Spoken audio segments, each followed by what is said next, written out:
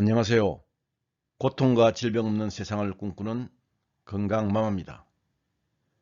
인간 질병 원인 추적 세계 3대 탐사 프로젝트를 소개하겠습니다. 인간 질병의 원인을 추적하는 세계 3대 탐사 프로젝트가 1975년 영양 문제에서 출발하여 2003년 인간 게놈 프로젝트를 거쳐 2012년 인간 미생물 군집 프로젝트로 이어졌습니다. 미국은 2차 세계대전 이후 물자의 풍요 속에서 먹거리도 넘쳐나 대부분의 사람들이 풍요로운 식생활을 하고 있었음에도 불구하고 1962년에 비해 1975년 미국 의료비는 1180억 달러로 무려 4배로 증가합니다. 이러한 추세가 지속되면 질병으로 인해 미국 경제가 파산할지 모른다는 우려 속에 1975년 에드워드 케네디 의원과 조지 맥거번 의원이 중심이 되어 질병의 원인을 찾기 위해 미국 상원에 영양문제특별위원회를 만듭니다. 이 위원회에 미국 보건복지성, 국립암연구소, 심폐혈관연구소, 영국 왕립의학조사회의, 북유럽 삼국연합의학조사회 등 근위 있는 세계의 수많은 기관과 270여 명의 영양 전문가와 학자들이 참여하여 1975년부터 1977년까지 2년 동안 식생활과 질병의 관계에 대해 방대한 자료를 수집하여 조사와 연구를 진행합니다. 영양문제특별위원회에서는 19세기 말부터 그 당시까지 유럽과 미국의 식생활 변천을 조사하여 질병과의 연관성을 역사적으로 추적했을 뿐 아니라 세계 여러 지역과 민족, 종교 집단의 식생활까지 치밀하게 조사하여 인류 역사상 최초로 영양과 질병과의 연관성에 대한 획기적인 성과물을 만들어냅니다. 이것이 그 유명한 5,000쪽에 달하는 맥거번 리포트입니다. 우리나라에서 국민 식생활이 건강에 미치는 연구가 본격적으로 시작된 것도 1977년 미국 상원에서 맥거번 리포트를 발표하고 난 후입니다. 맥거번 리포트는 비만, 암, 당뇨병, 심장병 등의 성인병은 잘못된 식생활에서 기인하는 식원병이며 20세기 초의 식생활로 돌아가야 질병으로부터 벗어날 수 있다는 결론을 내리고 1977년 1월 미국인 식사 가이드라인을 마련합니다. 한마디로 미국인에게 육류와 유제품 소비를 줄이라는 것입니다. 그러나 영양문제특별위원회의 식사 가이드라인은 발표 직전 식품산업의 엄청난 반발에 부딪혀 육류와 유제품 소비를 줄이라는 표현에서 포화지방이 적은 고기와 유제품을 선택하라는 표현으로 바뀝니다. 이 표현의 미묘한 변화가 미국인을 혼란에 빠뜨리고 그 후 미국 정부의 음식과 건강에 관한 접근 방식에 중대한 변화를 가져옵니다. 건강에 나쁜 특정 음식을 먹지 말거나 적게 먹으라는 표현이 사라지고 모든 음식을 그 음식에 들어있는 영양소로 평가하는 방식으로 바뀝니다. 식품을 우리 몸을 약알칼리성 체질로 만들어주는 자연식품이냐 산성 체질로 만들어주는 가공식품이냐로 구분하지 않고 영양보조제도 생체 이용률이 높은 자연 추출물이냐 생체 이용률이 낮은 인공 합성물이냐로 구분하지 않고 그 안에 들어있는 영양소만으로 평가합니다. 이러한 영양주의가 미국 FDA의 공식 이데올로기로 자리 잡습니다.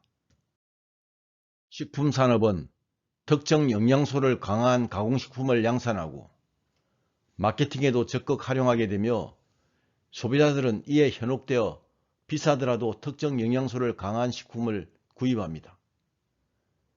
우리나라 식약처도 미국 FDA를 모방하고 우리나라 식품산업도 미국 식품산업을 따라 유사한 마케팅으로 소비자들의 잘못된 선택을 유도합니다.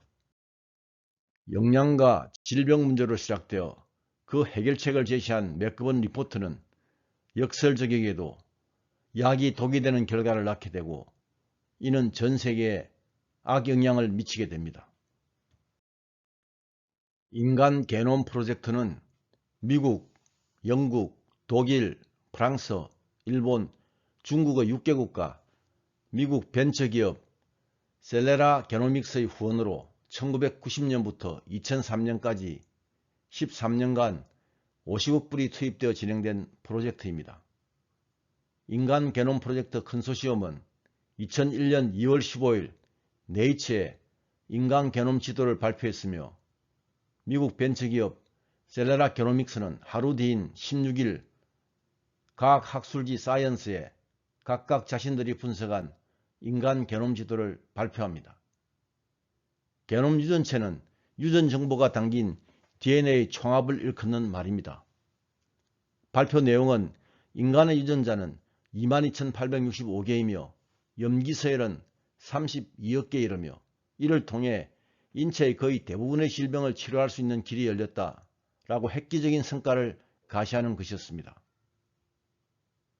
과학자들은 게놈 지도를 통해 질병 유전자를 알면 해당 유전자의 기능을 억제해 질병을 치료할 수 있을 것으로 기대했습니다. 셀레라 게노믹스의 크레이크 벤트 박사는 연구 결과 발표 현장에서 앞으로 인간의 불치병과 난치병을 치료할 수 있는 방법을 찾는 일만 남았다라고 말했습니다. 그러나 20여 년이 지난 지금 인간 게놈 지도를 통해 질병의 15%에서 20% 정도만 치료될 수 있다는 결론에 도달했습니다. 인간 미생물 군집 프로젝트 휴먼 마이크로바이옴 프로젝트는 미국 국립보건원 주관으로 전 세계 80여 개 기관 200여 명의 연구원이 참여하여 2007년부터 2012년까지 5년간에 걸쳐 1억 7천만 불을 투입하여 인체 미생물의 분포와 질병 간의 상호관계를 밝히는 프로젝트였습니다. 2012년 인간 미생물 군집 프로젝트가 끝난 후 발표된 내용을 요약하면 인체와 미생물은 공생관계에 있으며 인체에는 미생물 만종, 천조 마리가 서식하고 있다. 인체에 조직적 체계를 갖춘 세균계가 존재하고 있으며 장내 세균계가 컨트롤 타워 역할을 한다. 사람마다 미생물 군집 분포가 다르며 분변 이식을 통해 장내 세균 생태계를 바꿀 수 있다. 장내 세균이 비만, 당뇨병, 심장병, 자폐증, 우울증 등과 관련이 있다. 장내 세균이 탄수화물을 분해하고 비타민 B 복합제도 합성한다라는 것입니다. 인간 질병의 원인을 추적하는 3대 탐사 프로젝트가 1975년 영양 문제에서 출발하여 2003년 인간 게놈 프로젝트를 거쳐 2012년 인간 미생물 군집 프로젝트에까지 이르렀지만 아직 완전한 해답을 찾지 못하고 있습니다. 그 해답은 우리가 태어날 때부터 가지고 있는 자연치유력의 복원에서 찾을 수 있습니다. 세포가 떠있는 책의 독소를 정화하고 막힌 모세혈관을 뚫어 세포에 산소와 영양소를 공급하고 치유에 대한 올바른 믿음을 가지면 자연치유력이 복원되어 고통과 질병 없는 건강한 삶을 살 수 있습니다. 우리 몸을 구성하고 있는 100조 개의 세포가 자연치유력을 복원하면 우리는 우리 몸 안에 100조 명의 의사를 가지고 있는 것과 같습니다. 끝까지 시청해 주셔서 감사합니다. 이 영상이 마음에 드셨다면 구독, 좋아요, 알람 버튼을 꼭 눌러주세요. 새로운 영상을 만드는데 큰 도움이 됩니다.